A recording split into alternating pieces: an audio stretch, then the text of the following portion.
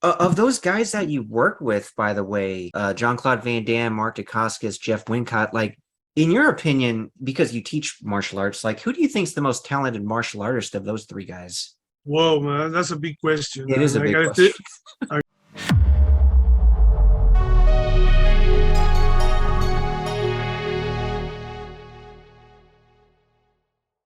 Hey guys, welcome to part 3 of my interview with Paco Christian Prieto. Make sure to check out the other two parts. I'll link them in the description below. But in this one, we're going to talk about martial arts, what he thinks about Van Damme, Mark Dacascos, and Jeff Wincott, training people, and a couple of other things. Make sure to stay until the end, by the way, because I'm going to hint at something really big in the future. It's a fun little hint out there. And make sure to help support the channel. Hit the like button, subscribe, and share this video. Let me ask you this. Let's go. So after Only the Strong, I believe you did Street Law, right? Street Law with Jeff Wincott. Wincott. Yeah. Starring kickboxing champion Jeff Wincott of Last Man Standing and Martial Outlaw, and Paco Christian Prieto of Lionheart and Only the Strong. How'd you get involved in that project? Well, a friend of mine called me who was also a writer and producer and tell me, hey, Paco, they need a bad guy. They want to meet you. Mm-hmm. So I went and I met the director, Mr. Lee, who was really cool, and also Jeff Wincott, who was a great martial artist, and we shoot the film in Toronto, Canada, and I have a lot of more presence, a lot of more lines. So as well, I got into I studied the film as much as possible, and I went to do it. Any fun, unique experiences? Like, what was it like working with Jeff Wincott, for example? Oh, with Jeff, it was really funny because every shot that he was going to be taking place in the film, he knew exactly what type of lens we're going to use, what type of the camera. He knew really? everything. Interesting. Yeah, he's actually right now, his wife is a director, and he just finished a film. He's still very involved in the industry. We're still in contact all the time. Oh, that's cool. I didn't know that about him. That's interesting.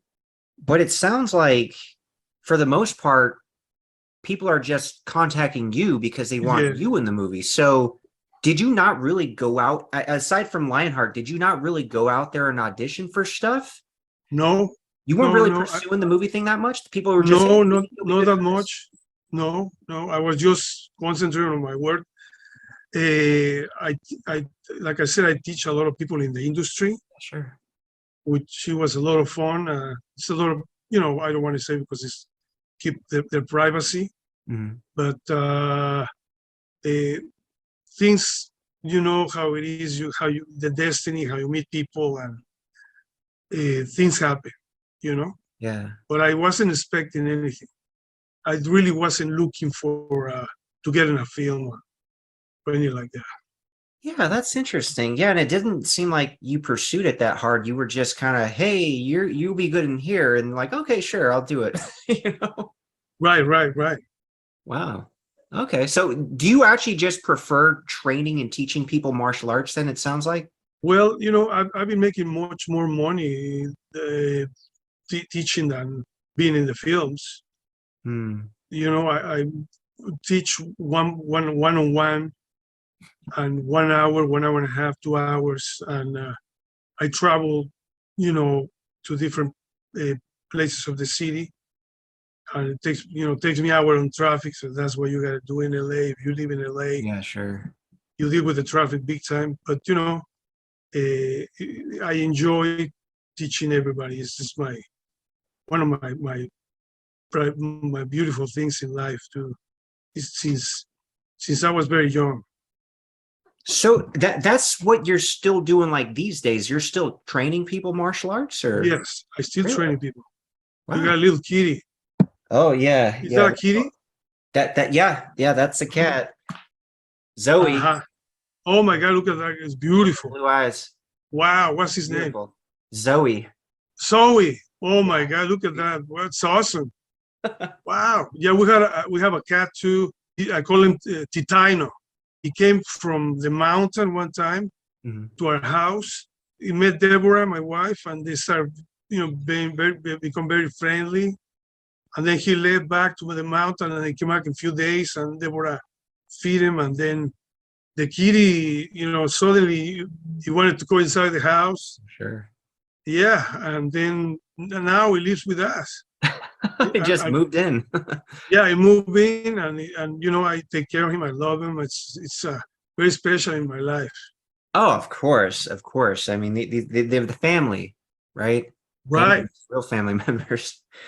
Of those guys that you work with, by the way, the really notable, Jean-Claude Van Damme, Mark Dacascos, Jeff Wincott, like, in your opinion, because you teach martial arts, like, who do you think's the most talented martial artist of those three guys? Whoa, man, that's a big question. It is a big question. I gotta tell you, they're very professional. They all they were excited about what they do in the films, really involved in the film, and I think they all have, their personal perfection in the arts, and it was very enjoyable for me to have the opportunity to work with them. Did you train martial arts with them, like, outside of the movies at all, or not? Yes, you did. Yeah, I did. We just having working on different techniques and having fun, and in the lunch times. Oh, that's cool. Sometimes Jeff used to come over and send me a kick just for the heck of it. And I was sitting having lunch, so I grabbed his leg and pulled him out and stuff like that. Oh, that's cool. Yeah, and Jean-Claude was a lot of fun. Jean-Claude was always very positive, very happy, and he used to fool around, with people, with me. He says, "Don't get too close to the camera, Paco, because you're gonna look weird." So it was a lot of fun. That was the highlights of the particular fight. Yes, that's a big question that you sent me. No, they're all really good. Oh, I know. I was curious. Like you too. You're really good too. I saw. Oh, thank you. No, you have a full control of your body. You have great stretch. Your kicks and all that I ever have the opportunity to see. You're really good, man. Oh, thanks, man. Congratulations. I'd love to train with you someday next time I'm in California. Definitely. Yeah, you can. You give me a call and we'll get together and we'll have fun. We got to film it and put it on the channel. That'd be nice. That would be, yeah. Like, I would never think, oh, I'm training with the Tarzan guy in Lionheart and Savario from Only the Strong. I'm training with them in real life. That'd be amazing. People would love to see that. I'm going to be your college. Teach you what they don't teach you in the playgrounds. That would be great. Definitely. Whenever you come over, I would love to. Thanks. Appreciate that. Yeah, I'll definitely take you up on that. Besides martial arts, like, what are some of the other hobbies or things you like to do for fun? Well, I love to do weight training. Okay. It has nothing to do with with martial arts, but it is because it gives you strength to your knees. It adds to the martial arts for sure. Yeah, I know you do it too. Oh, so yeah, I'm in love with both. It's very complete, and you work your body to their limits. I used to run from Beverly Hills all the way to Mulholland Drive.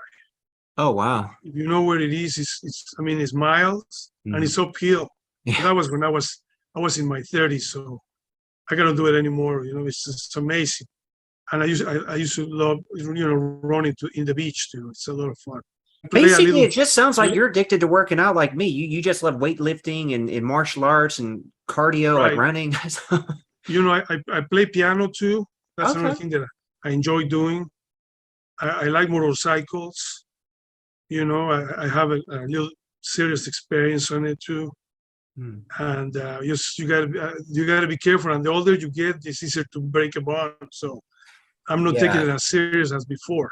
Before I used to be really into the racing. When I was younger, but not anymore. So you used to go to like the track? You mean you used to take Yeah, I my used brother to does that. when That's when I was young. Yeah, okay. Yeah. not anymore. Yeah, maybe not so much anymore. Sure. Yeah, no, it's Um, not safe. I rather keep my muscles and my tendons and my bones ready for martial arts. yeah, Better. keep that all intact for the martial arts. So when do you start doing martial arts yourself? Oh, so I don't count my first experience because initially I did like a year of judo when I was like 6, but it felt more like wrestling bigger kids and I wasn't really into it. So when I really wanted to do it and I never looked back was when I was about 13, 14, starting in taekwondo. And then I got into like Kenpo karate at like 19, 20. And then, Okay. we did some like kickboxing stuff throughout the 20s, but then it was really the last few years where I got into like more Krav Maga, which I think Okay. added a lot to the martial arts in general. Oh yes, that's good. That's Yeah. it's just what you need because generally if you see the last new fighting martial arts films, everything that happens really close. Oh, sure. It's a lot of close fighting, like between two a desk and a door, between in a restaurant, but with not too much space to fight, inside of a car, inside of a bus. Yeah. So all these, it's just very close fighting. Hmm. So that's what you have already. You're ready for that. Oh, yeah. Definitely. Yeah. Hopefully I can utilize that someday. But No, you will. You will definitely. Just keep on going, and like I said, the films. It takes a long time to sometimes a project takes 3 months. Sometimes a project takes years to be oh, put sure. together. But in my case, man, I'm looking forward for whatever comes, Hmm. and I think you too. And thank you for your interview, man. I'm really happy to be with you, met you, and I'm looking forward to meet you soon in person, man. Yeah. Like, Thanks again, Paco. Appreciate your time. This was great to meet. And then we'll have to work together, man. Like I said, we'll have to train. And then yeah, you want to hear something crazy and surreal? I haven't even talked about this on the channel, though I eventually will.